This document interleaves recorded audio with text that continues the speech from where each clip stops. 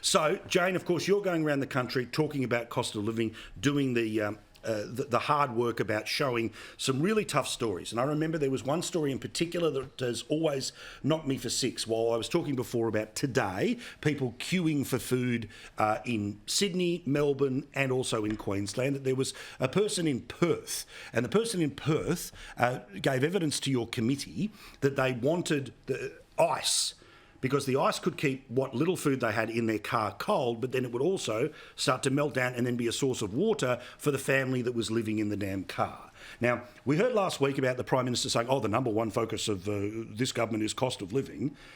But the reality is that there's an awful lot they could be doing that they're not.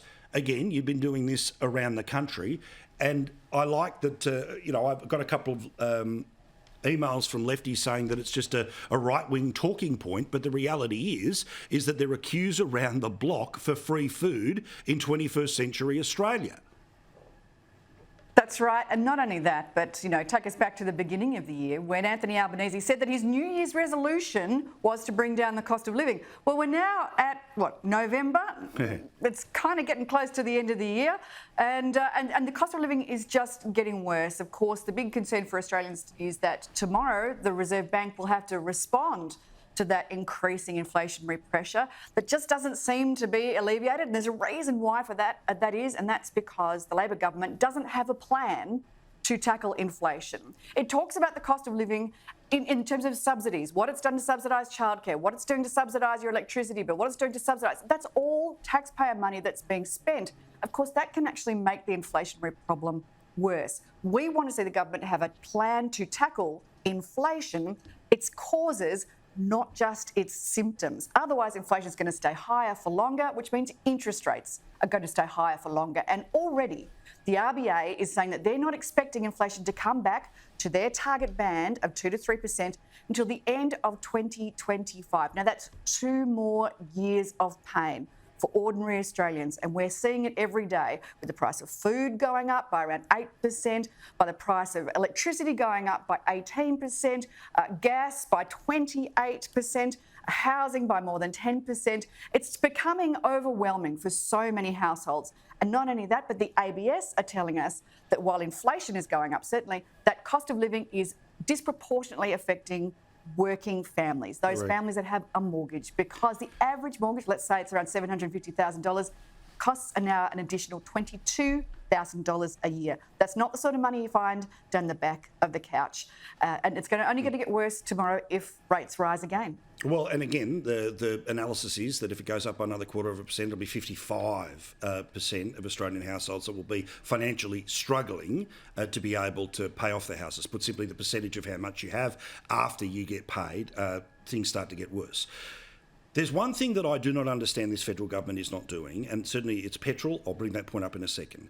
But, Linda, when they've got a surplus of $20 billion, why haven't they taken $2 billion and said to the charity sector, we've got extra money, this is not inflationary, but here's $2 billion immediately to the charity sector to be able to deal with the people whose metaphorical life is on fire?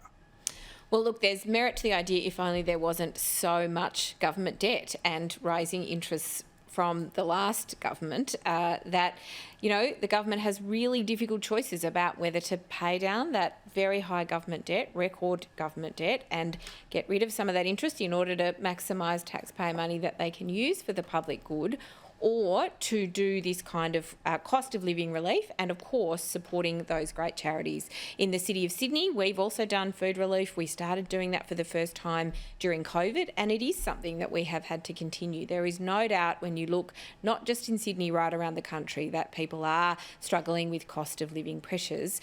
Of course, one of the best answers to this, and something I know Senator Hume is very opposed to, sadly, is wage rises for normal working people.